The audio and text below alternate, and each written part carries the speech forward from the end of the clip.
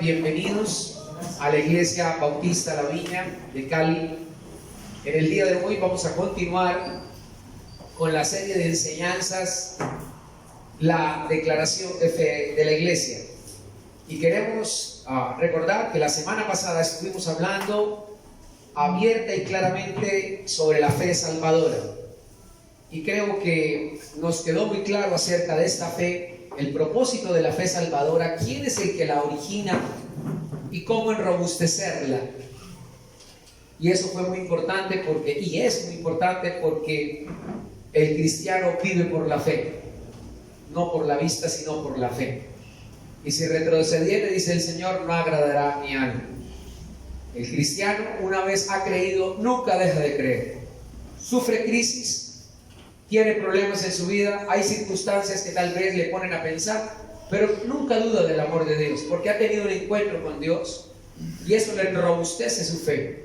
Conocer más a ese Dios que le salvó le llena cada vez más, le capacita cada vez más para buscarlo y vivir la crisis del mundo, porque en la crisis del mundo, el cristiano vive una crisis, porque el cristiano ya deja de ser de este mundo y se convierte en un peregrino, un hombre, una mujer que van de paso por este planeta, mientras antes estaba centrado en la tierra y todo lo de la tierra lo llenaba. Ahora ya no lo llena lo de la tierra. La tierra es para él usufructuarla, pero su peregrinaje ya se convierte eterno y va de paso. ¿Amén? Amén. Por tal motivo el cristiano comienza a colocar la mirada apenas se convierte y cree en el Señor, en el reino de los cielos. Vive en la tierra, como dice Colosenses capítulo 2, pero su mirada está puesta en las cosas de arriba y no en las de la tierra. Las cosas de la tierra son importantes para vivir en la tierra, pero como somos trascendentes, entonces comienza a mirar la eternidad, que es para donde vamos. Así que en el día de hoy vamos a tocar un tema supremamente importante, tanto como todas las cosas de Dios que son supremamente importantes, y tiene que ver exactamente con un principio fundamental o doctrina fundamental de la fe cristiana. Se ha predicado por mucho tiempo que los avivamientos vienen de alguna manera, y cuando digo mucho tiempo es por varias décadas, diría yo 30 años para acá, haciendo un énfasis en que el significado de avivamientos, la música, que es la unción, que es la forma como se predica, que es porque el pastor o el profeta o el maestro o el apóstol tiene un estilo de predicación que impacta y que eso genera un movimiento espiritual y la atmósfera se llena como de un hálito que lo hace a él y a todos los demás sobrecogerse, y a eso llaman avivamiento. Nada más antibíblico y antiespiritual que lo que acabo de decir. No tiene nada que ver con el avivamiento y no tiene nada que ver con lo que la Biblia dice que es avivamiento. Como decía Charles Spurgeon, el verdadero avivamiento, y como dice el Señor en su palabra, viene por el arrepentimiento. Si no hay arrepentimiento, no hay avivamiento. ¿Y a qué se denomina avivamiento? A un mover del Espíritu Santo señalando el pecado y llevando al hombre de Dios, a la mujer de Dios o al ser humano al autoquebrantamiento, al señalamiento del error y del pecado que ofende a Dios, humillándose delante de Dios para que sea Dios el que lo exalte y no el hombre autoexaltándose, como hoy vemos en muchas predicaciones, en muchas iglesias y en muchos movimientos. Inclusive movimientos que se llaman cristianos, que son pseudo-cristianos, en donde se califica el arrepentimiento como una herejía, como si ya uno no tuviera que arrepentirse, que porque Él ya nos perdonó por tal motivo, entonces no hay que arrepentirse. Nada más descontextualizado y fuera de foco doctrinalmente hablando, como una teoría de esas. Es completamente absurdo. La Biblia de tapa a tapa muestra que el hombre es pecador. Y hay dos clases de pecadores. El primero, que no considera que es pecador. Y el segundo, que ha entendido por el poder del Espíritu Santo que sí es un pecador y que lo lleva ese Espíritu Santo al arrepentimiento. Y él se lleva a un cambio y ese cambio a una transformación. Y esa transformación se hace progresiva, pero no deja de haber arrepentimiento en ese cristiano, que ahora es hijo de Dios. Así que el arrepentimiento sí trae avivamiento. El avivamiento es el mover del Espíritu Santo señalando el error, el pecado, la falta. Y es ahí donde el Señor cobra importancia en la vida del creyente.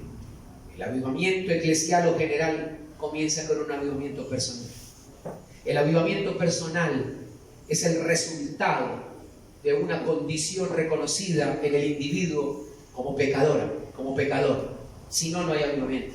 Si en una iglesia se predica otra cosa diferente, motivacional, emocional, sentimental, puede hacerte llorar, pero si no has entendido que la razón de ser del Evangelio es llevarte al reino de los cielos por el avivamiento en el arrepentimiento, no has escuchado nunca el Evangelio.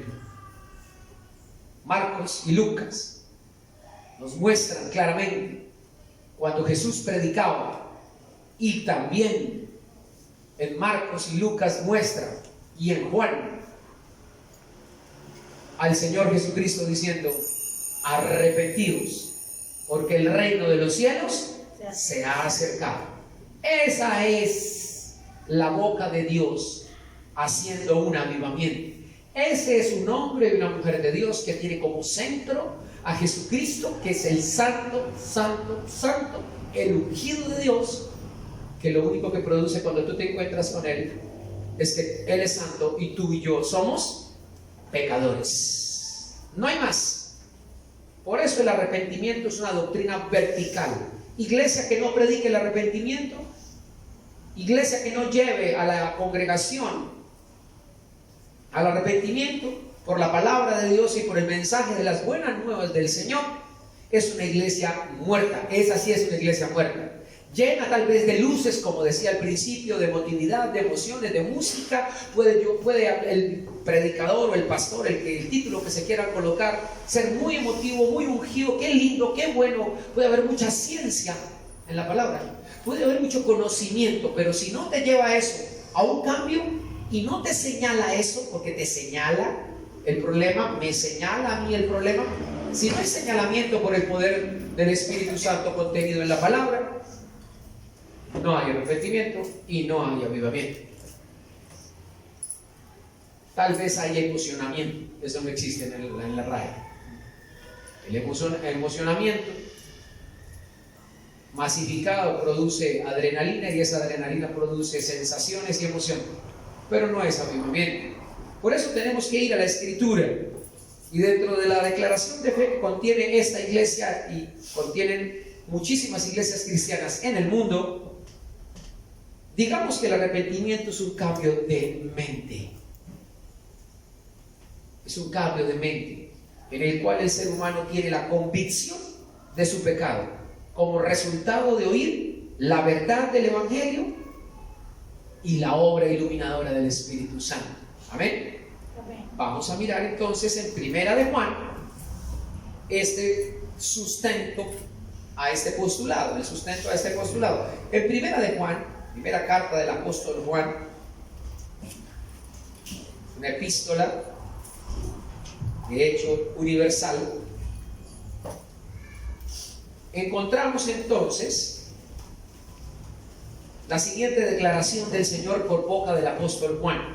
En Primera de Juan, en el capítulo 1, en el versículo 8 dice: si decimos que no tenemos pecado, nos engañamos a nosotros mismos. Comienza con dos líneas, o más bien, viene hablando de la comunión de la iglesia, de los cristianos, y viene hablando de la comunión que hay entre cristianos, cómo la sangre del Cordero nos limpia cuando estamos en congregación y en comunión, y sigue diciendo que el Hijo nos limpia.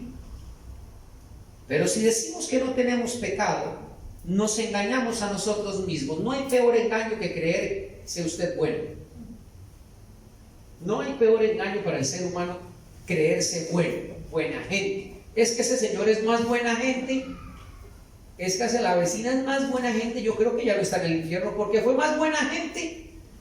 La buena gente no está en el cielo. Calificar a alguien de bueno, déjenme decirle, es un atrevimiento. ¿Y sabe por qué? Porque cuando el joven rico abordó a Jesús camino a Jerusalén para ser crucificado, le dijo: maestro bueno. Y se voltea a Jesús y le dice: ¿por qué me llamas bueno? Solo hay uno bueno, mi Padre que está en los cielos. Y no es porque Jesús no fuera bueno, era porque quería poner en cintura la posición de este señor, de este joven, queriendo alabar una humanidad representada en la persona de Jesús, falible, que sea alterable al error, que podía inclinarse a Jesucristo a equivocarse, y ni siquiera se permitió decir, ni autodecirse, o que alguien le dijera que era bueno. Es hermosísimo el Señor Jesucristo para ubicarnos cuando estamos o mantenemos desubicados. Le mete una ubicada el Señor al rico y le dice: no me llames bueno. Y si no permite Jesús llamarse bueno a esa altura del pasaje, ¿qué será nosotros? ¿Por qué calificamos bueno a alguien? ¿Sabe por qué? Porque nos gusta. Que nos gusta escondernos, porque sabemos que no lo somos, porque consideramos que no somos tan malos. Y cuando considera usted y yo que no somos tan malos, es porque decimos que hay otros más malos que nosotros, y entonces nos rotulamos como si fuéramos algo bueno. Y la Biblia dice que no hay bueno ni aun uno, no hay justo ni aun uno. El versículo continúa diciendo que la verdad que no está en nosotros. O sea, nos automentimos, nos autoengañamos. Cuando decimos que alguien es bueno, o le hacemos creer a alguien que es bueno, lo estamos engañando, lo estamos empujando. Es como si estuviera en un hueco y lo estuviéramos hundiendo en ese hueco y le estuviéramos echando lodo, tierra y abono.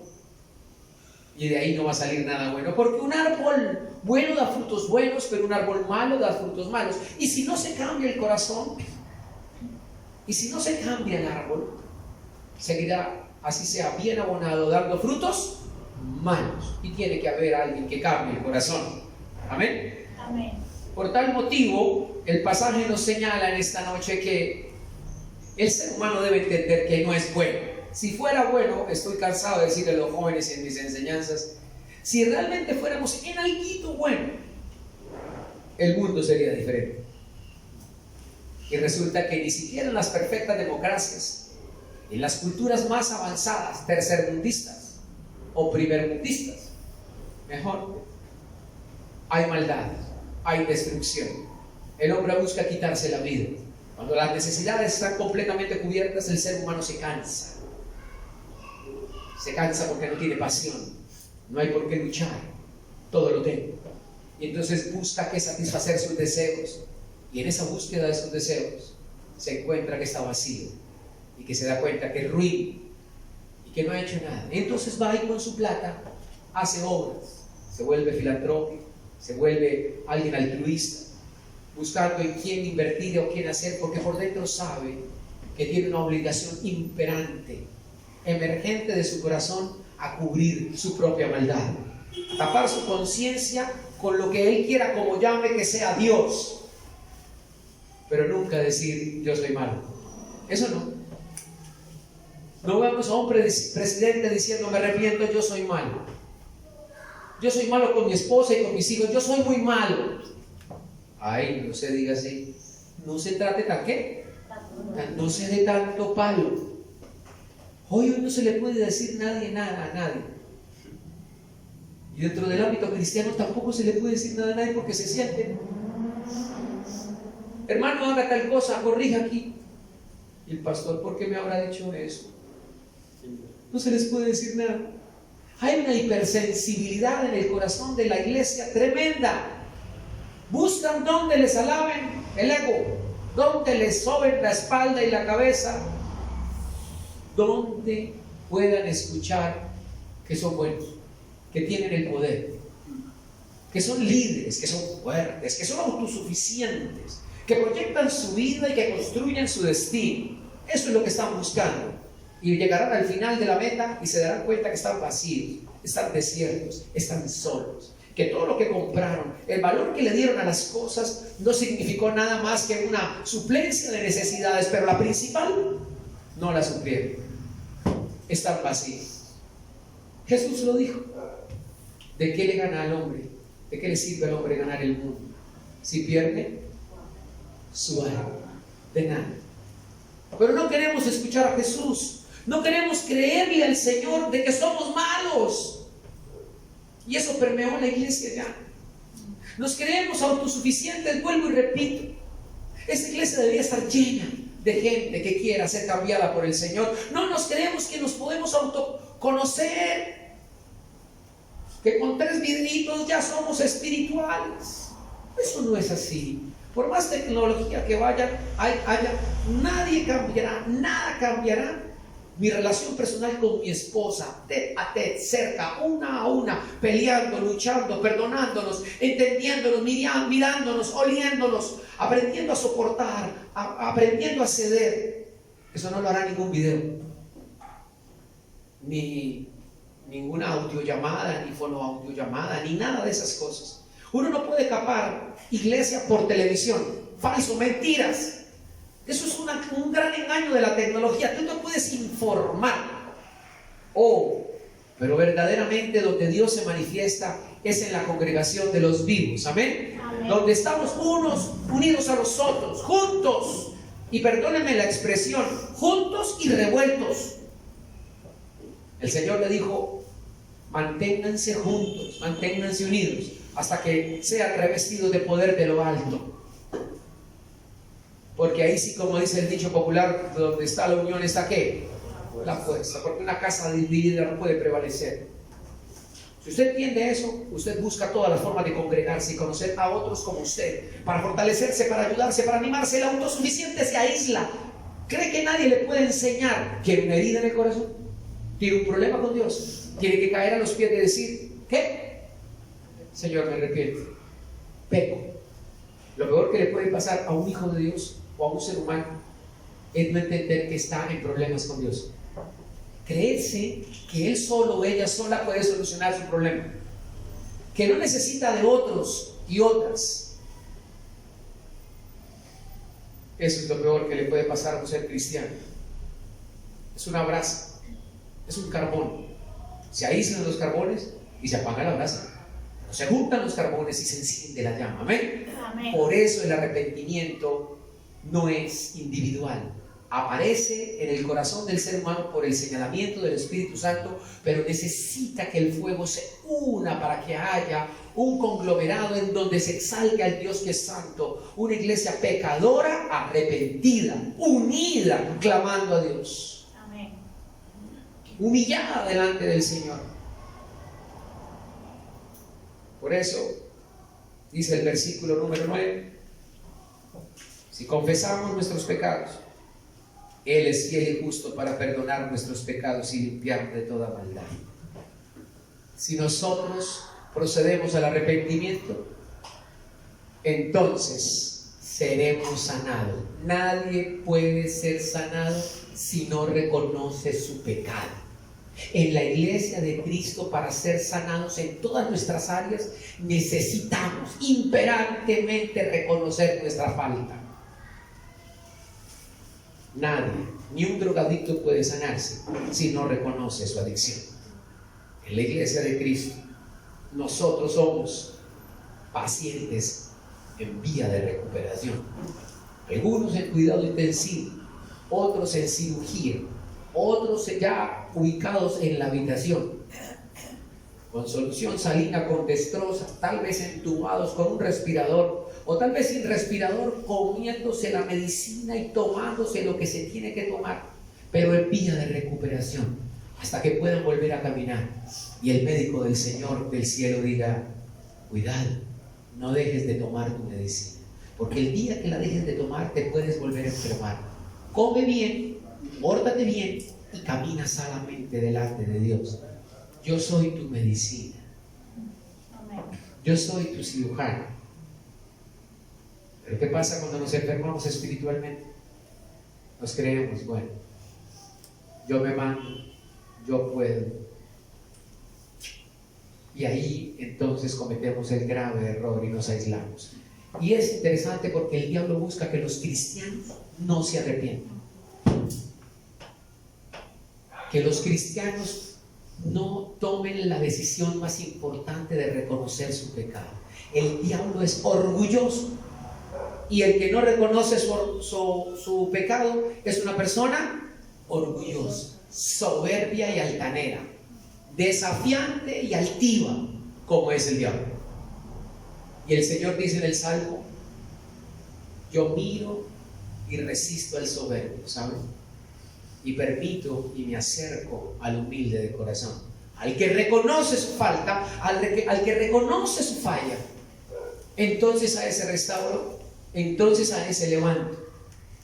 El endurecimiento de los padres, la crianza de los hijos, es una falta de reconocimiento a sus errores en el pasado, a la crianza de los hijos, a cómo fueron criados por sus padres.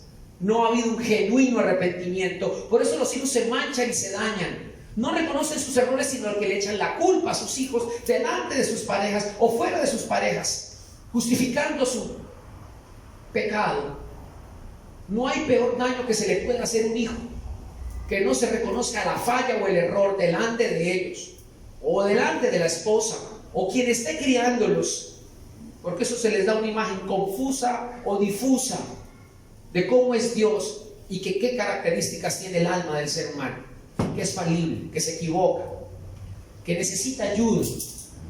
Entonces forman caracteres templados y duros, recios y endurecidos, y la Biblia lo llama cauterización de la conciencia. Qué difícil es tocar un alma cauterizada. Qué difícil es romper con los esquemas arraigados de una imagen que se proyecta al exterior falsa. Al ser descubierto, se ponen otra careta y viven las mil caretas por imagen. Pero cuando tú te muestras como tú eres, cuando tú muestras tus errores, cuando Dios te descubre que no eres tan perfecto y tan perfecta, que tu matrimonio no es tan feliz como parece, que abiertamente no es que lo cuentes, pero sí tú delante de tus hijos abres tu corazón y te muestras falible con errores, y van todos al Señor y se humillan y están aquí pidiendo perdón, entonces fabricas almas dóciles para el Espíritu de Dios. Fácilmente se repara y se restaura. Fácilmente podemos apoyar a alguien y dejarnos apoyar por otros. El arrepentimiento es una apertura para la bendición. Tal vez duele un poquito el reconocer, porque es el orgullo, pero abre una gran cantidad de río de agua viva, de sanidad, ¿sabías? Porque es que la súplica por el reconocimiento del error, que es el arrepentimiento, incluye el perdón. ¿Sabes? Mira lo que dice Juan. Juan dice: Él es fiel y justo para perdonar, nada más que la fidelidad y la justicia de Dios. Fiel porque siempre va a estar ahí con los brazos abiertos. Justo, justísimo. La justicia de Dios es perfecta, tan justo que Él dijo que si tú te arrepentías, que si permitías que el Espíritu Santo te mostrara tus errores y disponías tu corazón, Él no te pagaba conforme a tus pecados, sino conforme a su misericordia y su gracia. Ese es nuestro Dios. Nuestro Dios no nos paga conforme a nuestras obras. Si nosotros nos arrepentimos y permitimos que el Espíritu Santo haga una cirugía de corazón abierto en nuestro corazón, tenga la plena seguridad que el versículo número 10 nos está diciendo que Él será fiel al lado de nuestro. Habrán frutos dignos de ese arrepentimiento y su justicia cubrirá nuestro pecado. Su justicia, que es perfecta. Pero cuando no lo hay, entonces acarreamos destrucción, dureza y frialdad y aislamiento. Pudiendo vivir en el reino, vivimos como mendigos. Pudiendo comer de las migajas del rey, en la mesa del rey, los manjares del rey, nos convertimos en perrillos, mendigando misericordia cuando está abierta para todos.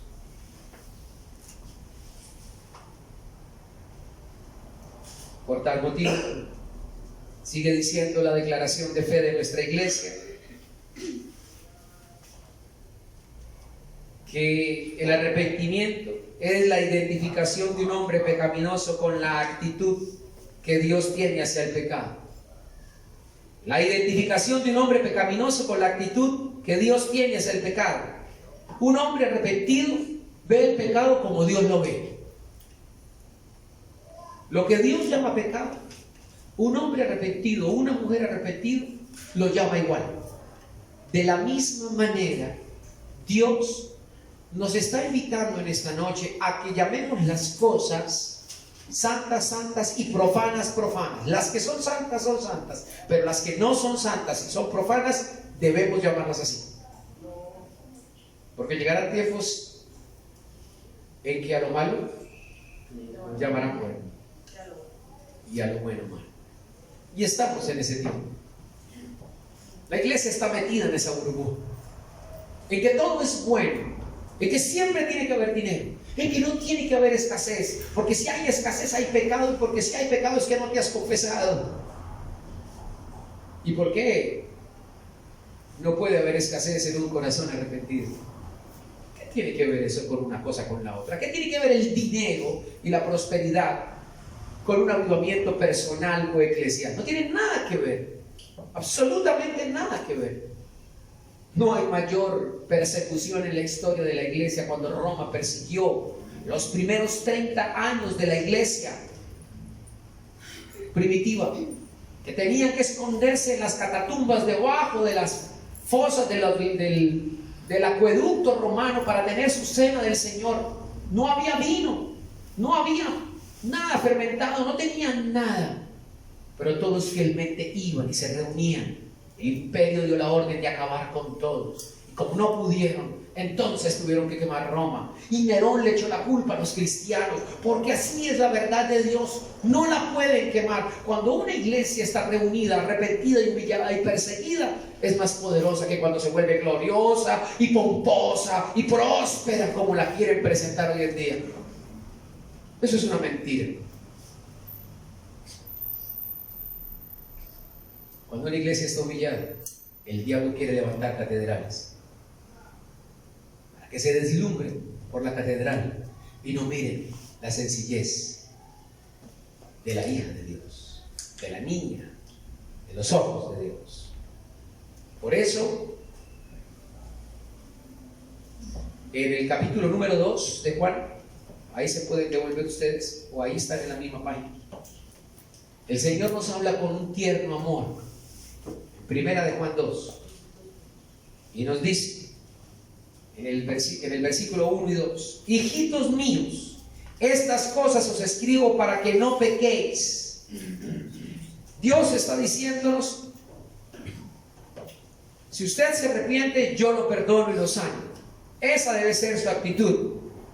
Y si yo lo sano, cada vez que usted se arrepienta, yo lo fortalezco. ¿Cuántos dicen amén? Amén. Porque la fortaleza viene del Señor. Gracia es de Dios. Nos arrepentimos y Él fortalece nuestras áreas débiles, en donde las áreas débiles vienen a ser fuertes por el Señor que es fuerte. No es porque yo sea fuerte. Ojo con eso, con el famoso término de liderazgo, de que tú eres el líder y tú eres el fuerte. No, señor. Él es el fuerte. ¿Y yo cómo soy? Débil. Necesito ser débil. Necesito mostrar mi debilidad para que Él obre en mi vida, le dijo a Pablo. Mi poder se maxifica en tu debilidad, Pablo, perdón, le dijo a Pablo. No te quito el aguijón para que te abofetee. ¿Y por qué debe abofetear? ¿Qué es lo que debe abofetear en cada uno de nosotros y nos debe debilitar? Nuestro orgullo, nuestra soberbia, nuestra autosuficiencia y altivez. Entonces, cuando estamos así, Dios opera grande y majestuosamente. Así que cuando estamos en esa posición, dice el Señor, usted va a entender que tiene el poder de Dios para no pecar. Hijitos míos, estas cosas les escribo para que ¿qué? Para que no peques. Pero Él sabe que somos de carne. Él sabe que nos equivocamos. Él sabe ciertamente que en algún momento nuestra carne va a pedir ¿qué? Pista, que vengo volando. Y la va a buscar por cualquier motivo. En cualquier descuido va a brotar esa naturaleza, porque estamos metidos en este cuerpo que no ha sido glorificado. Y nos va a sorprender. Te va a sorprender y me va a sorprender como nos ha sorprendido, ¿no? Y entonces viene el siguiente versículo. Leámoslo. Dice: y si alguno hubiere pecado, abogado tenemos para con el Padre, a Jesucristo. Jesucristo es abogado de aquel que peca. ¿Y abogado qué? Defensor.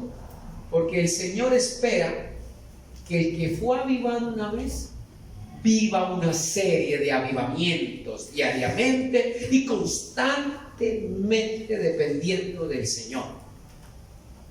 Dios espera eso. Por tal motivo, nuestro defensor está ahí y nos defiende nuestro defensor como un abogado frente al Señor, frente al Padre, porque el que nos acusa es el diablo cuando usted y yo pecamos. Cuando usted peca y no confiesa, el primer señalador de su falta se llama Satanás, diablo o acusador, y tiene todo el poder y la libertad para hacerlo. ¿Y por qué? Porque se la entregamos en el huerto del Edén, y después de que Cristo entra, nosotros decidimos si reina Cristo o si reina el mundo, el diablo y nuestra carne.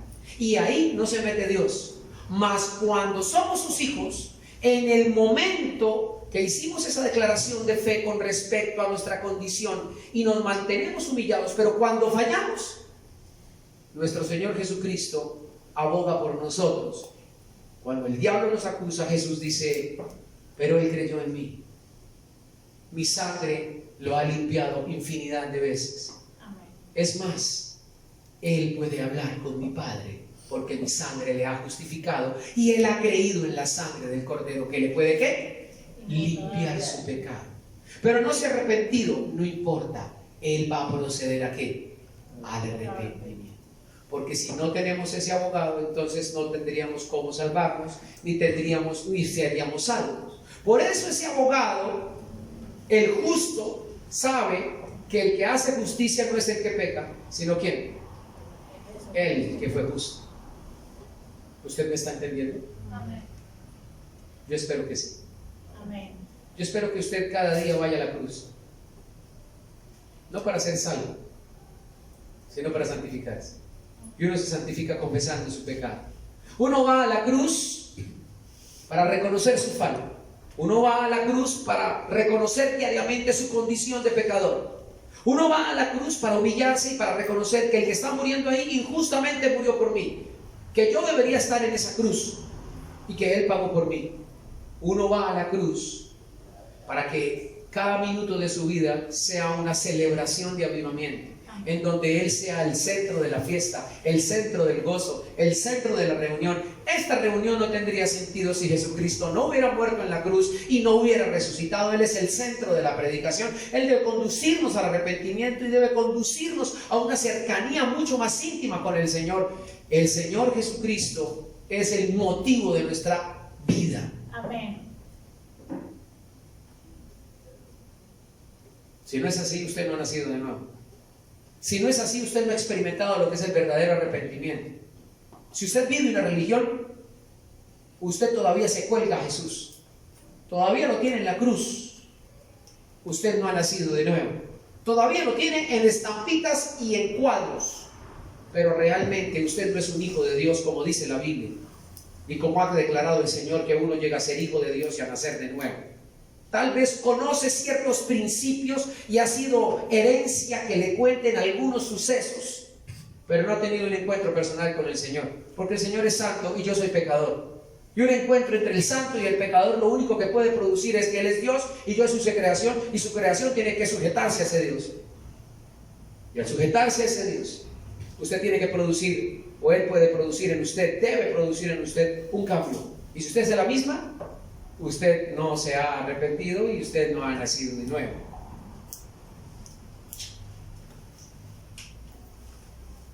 ¿Qué pueden decir los que todavía no han nacido de nuevo? ¿Que para ellos no murió Cristo? ¿Qué sigue diciendo el versículo? Y Él es, ¿quién es ahí Él? Jesús. Jesús. Y Él es la propiciación por nuestros pecados. Él es el único que puede apropiar nuestros pecados y limpiarlos. Pero dice el versículo, pero no solamente por los nuestros, sino también por los de quién. Este ofrecimiento es para todos, damas y caballeros que me escuchan por la red social Facebook, que lo van a ver. Hoy me di cuenta que me están viendo y que están viendo esta enseñanza personas que no, yo te sigo, yo ni me daba cuenta. Yo escuché la última enseñanza. Murió por todos, no solamente por los que iban a creer, murió por todos. El problema es que unos han creído y otros no han creído. No hay excusa en la eternidad cuando lleguemos delante del juicio de Dios o del tribunal de Cristo y digamos, es que usted murió por la iglesia. Sí, pero usted podía haber sido de la iglesia y no quiso, rechazó el amor de Dios porque estábamos en el mundo y ahí, por ese mundo crucificó el Señor a su Hijo. Por eso murió por el mundo, para que el mundo sea ¿qué? Salvo por medio de Él. Entonces,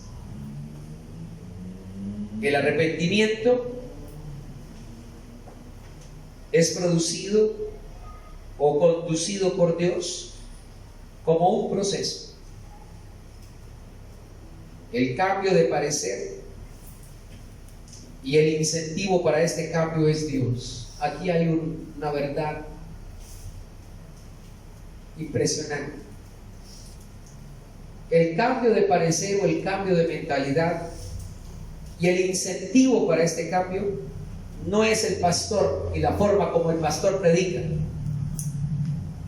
No es la música, vuelvo y repito, y el humo y las luces. El cambio de parecer y la motivación es Dios. Amén. ¿Qué te motiva a venir hoy aquí? Debe ser la respuesta Dios y su palabra. Se lo digo a los jóvenes. No quiere decir que los jóvenes no pueden escuchar su rap cristiano o redimidos. No, está bien, no hay ningún problema. No podemos ser ahora religiosos, creer y esgrimir pureza y santidad. Yo estoy de acuerdo que los jóvenes deben conocer de toda el área cristiana y la música que hay, por lo que se identifican los ritmos. Después de que Cristo sea su motivación y el centro, no hay ningún problema. Porque a nuestros hijos hay que enseñarles qué es lo que le agrada a Dios. El contenido, el mensaje. Eso es lo importante. Ahí radica el centro de la gran diferencia. Jesús es el centro de las canciones. Y lo hablo en el ámbito cristiano, en la alabanza. ¿Es Jesús el centro y la motivación? Póngale guaracha, póngale música acá, póngale paso doble, póngale salsa, póngale el ritmo que quiera. Pero el contenido es cristiano. Hablan del Señor, exaltan a Dios, muestran tu condición de pecador y de Él santo. Bienvenido, no hay ningún problema. Hay unos más tradicionales, entonces les gusta la música lenta. Hay unos más alebrestados y les gusta la música rápida. Hay unos más alegres. ¿Qué tal todos nosotros iguales? Entonces Julián y yo somos iguales. Entonces Carlos y yo somos iguales. Ya después, qué aburrimiento. Yo tengo mi característica y mi feeling y soy cristiano. Mario tiene su estilo, su forma de peinarse y vestirse, y Angélica está enamorada de eso. Sí. Es que Dios nos hizo diferentes, ¿sabían? En color, en altura, en forma, en cabello, aunque algunos se lo hacen para un lado y después para el otro. Pero hermanos, lo que quiero compartirles y lo que el Señor quiere decirles esta noche es: tenemos que aprender a entender nuestra naturaleza. Y eso es tan importante. Y nuestra naturaleza es pecaminosa. Eso es muy importante. La motivación es Dios. Así que el arrepentimiento ocurre al cambiar nuestro modo de pensar por la mente de Cristo que Él nos da gratuitamente cuando respondemos a su llamado. En Romanos capítulo 2, vayan a Romanos 2. En Romanos 2 tenemos algo impresionante.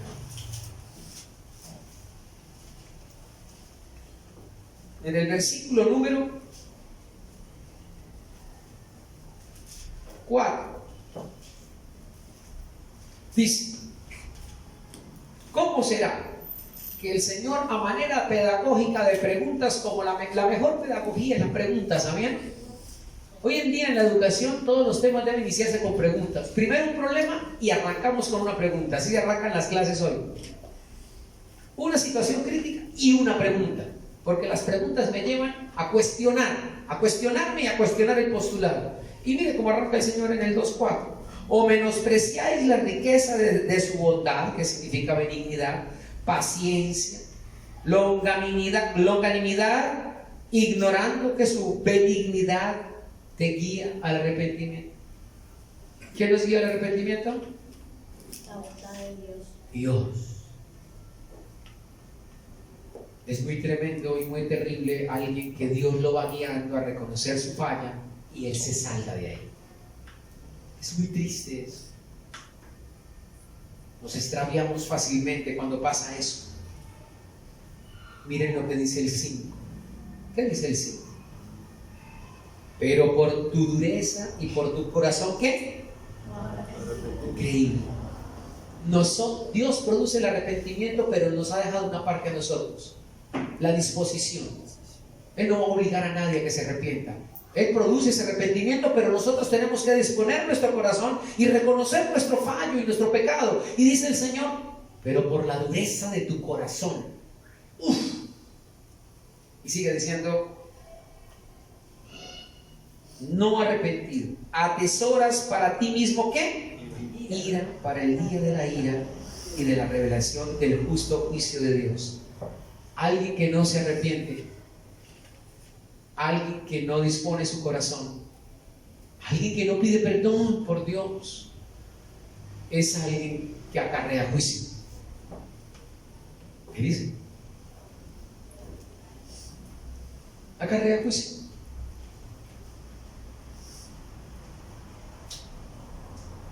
David, 9 meses, Betsabé, su primer 9 meses cauterizada, no reconoció. Todos los días se deleitaba David entre el trono del Señor. Todos los días iba a cantar, alabarlo. Se quedaba toda la mañana, madrugaba, decía muy temprano: Señor, te esperaré y oraré a ti, te clamaré y esperaré en ti tu respuesta, Señor. Y hasta que no me respondan, no me iré, porque yo me deleito en tus atrios. Veo como los pájaros hacen nidos aún aquí, en donde tú te haces presente, Señor. Yo aquí estoy, Señor.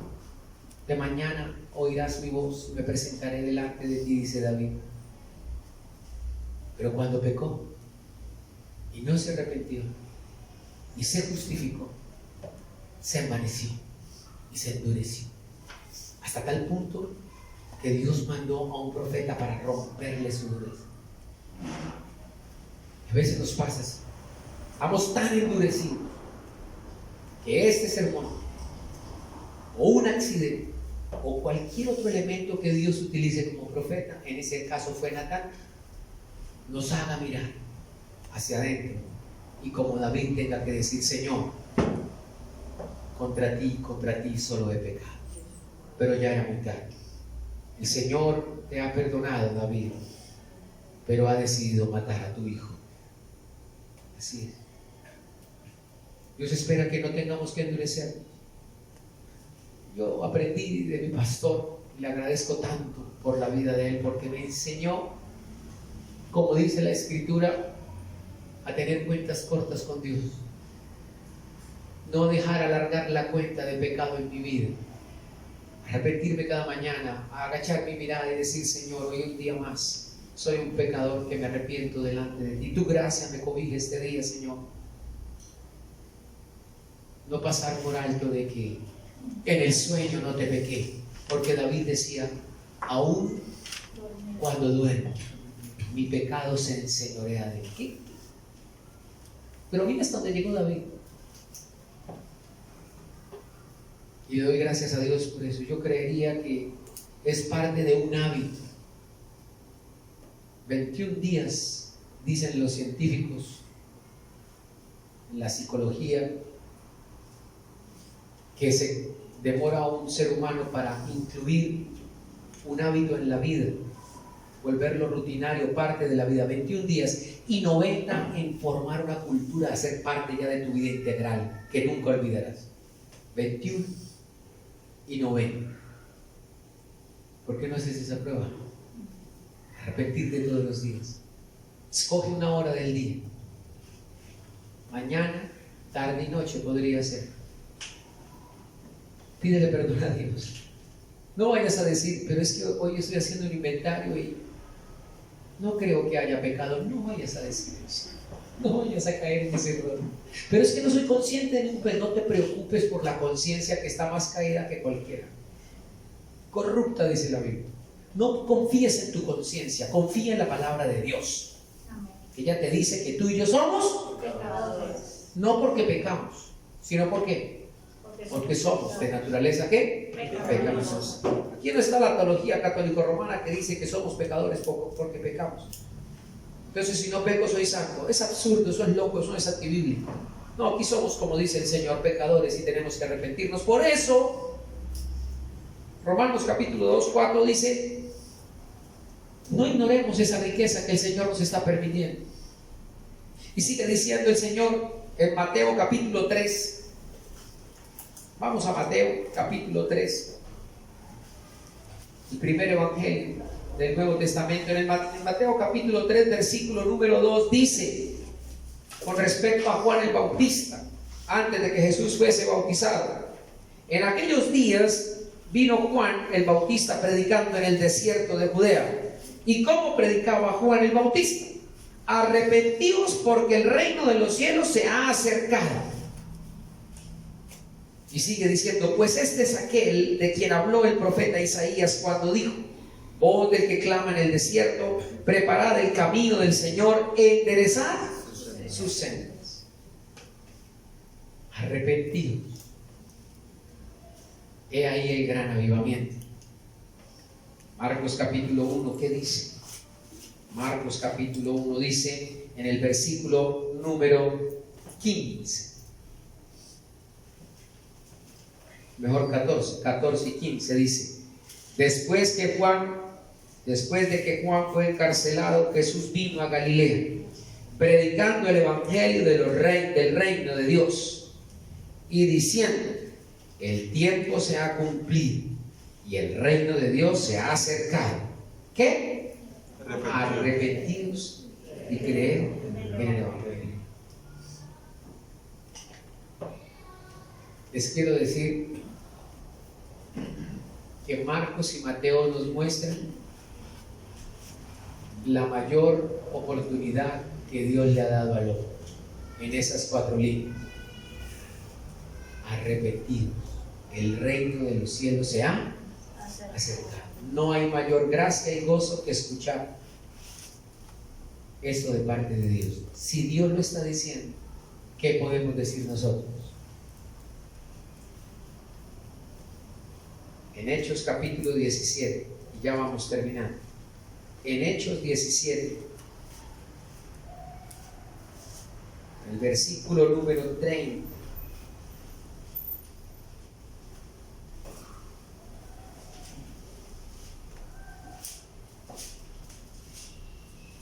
El Señor nos dice así. Yo quiero que leamos todo el 17 desde el 16. Vamos a ubicarnos en el capítulo 17, versículo 16. Ubíquense ahí conmigo, por favor. Voy a leerlo despacio, a manera de conclusión, y que el Espíritu Santo les hable a su corazón. Esta vaina me toca equiparla.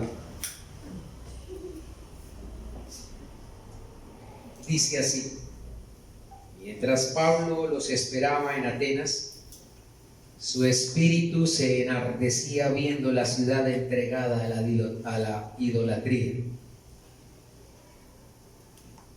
Pastor, no se enoje. Pero ¿cómo no me voy a enojar? Si Pablo se enardecía cuando veía la ciudad entregada, ¿a qué?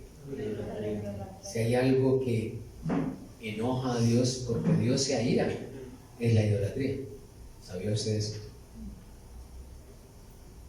Así que discutía en la sinagoga con los judíos y piadosos, y en la plaza cada día con los que concurrían a él. Y algunos filósofos, los epicúreos y los estoicos, disputaban con él, y unos decían: ¿qué es lo que quiere decir este palabrero? Y otros: parece que es predicador de nuevos dioses, que les predicaba el evangelio de Jesús y de la resurrección. Y tomándole esta gente, le trajeron al Areópago. El Areópago era un lugar donde se sentaban los filósofos a descubrir y a filosofar y a pensar sobre la vida, la muerte, la eternidad, en fin.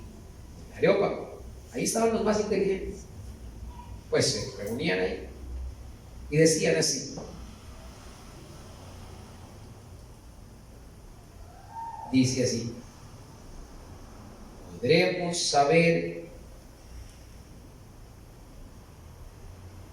saber qué es esta nueva enseñanza de que hablas. O sea, ellos querían entender. Pues traes a nuestros oídos cosas extrañas. Queremos pues saber qué quiere decir esto, porque todos los atenienses de Atenas y los extranjeros que no eran de ahí, residentes allí, en ninguna otra cosa se interesaban sino en decir o en oír algo nuevo. Y parece hoy igualito. La gente concurre a los sitios como este o más grandes para que les digan cosas nuevas. Y déjenme decirles algo: no hay nuevo nada debajo del sol, dice el Señor. Esta es la palabra profética más segura a la cual podemos hacer caso como antorcha que alumbra en día oscuro. Quien busca un lugar para escuchar algo nuevo va a escuchar voz del diablo. Ese sí saca cosas nuevas. Pero quien indaga en la palabra, quien se mete con la escritura, con el autor de la escritura, entonces Dios le mostrará tesoros nuevos, que es diferente aquí en esta palabra. Pero quien se reúne para buscar cosas nuevas, pues encontrará al diablo. Entonces Pablo, puesto en pie en medio del Areópago, dijo: varones atenienses, con una firmeza y seguridad, en todo observo que sois ¿qué? Muy religiosos. Se nota, porque la religiosidad ¿qué? Se ve, pero la espiritualidad no. Escuchen esto: la religiosidad se ve. Una persona religiosa quiere exhibirse, ponerse, juntarse o hacerse, y eso se proyecta, pero la espiritualidad pasa desapercibida, porque esa la ve ¿quién? Dios. Entonces él les dice sarcásticamente: en todo observo que sois muy religiosos. Y entonces les va a explicar por qué. Porque pasando y mirando vuestros santuarios, hallé también un altar en el cual estaba esta inscripción. Permítanme aquí, hermanos, todavía me faltan 5 minutos. No me azaren. La religiosidad levanta altares y, vuelvo y repito, catedrales. La religiosidad se mofa de mostrarse, de exhibirse. La religiosidad está llena de parapetos, de elementos externos que impliquen una honra al hombre por el hombre. Que alguien diga: yo sí veo en ese señor algo diferente que los demás no tienen. ¿Por qué? Por lo que se pone, por lo que se cuelga, por lo que se viste, por lo que se unta. No interesa que no sepa mucho, pero se le ve algo. Es más, mire lo que tiene en la pared, mire el santuario, mire el altar. Esto aquí se ve muy religioso. Esa es la religiosidad. Y les voy a decir una verdad.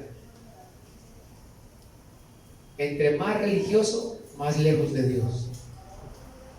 Entre más religioso, más lejos de Dios. Más engañado, más frío, más apartado. Y eso muestra un alma condenada. Así es como lo presenta Pablo. Y les dice, los veo muy religiosos. Tienen un altar, tienen unas figuras. Y sigue diciendo, veo sus santuarios y veo esta inscripción. Y se aprovecha Pablo de lo siguiente: al Dios, por si acaso, yo los conocemos casi todos, por si acaso me hace falta alguno, ahí ponemos esta. O sea, le prendo una vela a este, a este, a este. ¿Y esta por qué la prende? No sé, por si acaso se me ha olvidado alguno. Al que vosotros adoráis, y le dice, y aprovecha Pablo esta oportunidad, sin conocerle, es a quien yo os anuncio. ¿Cómo es que ustedes pusieron ahí al que no conocemos? Entonces de ese yo les voy a hablar. Captó la atención de ellos.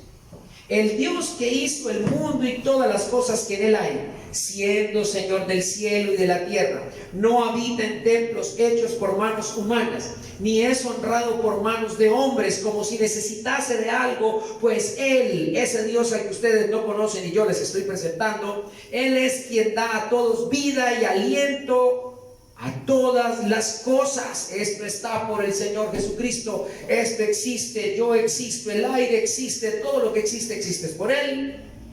Y les quiero decir algo, dice el 26, y de una sangre ha hecho todo el linaje de los hombres para que habiten sobre la faz de la tierra, desde Adán y Eva, y les ha prefijado el orden de los tiempos.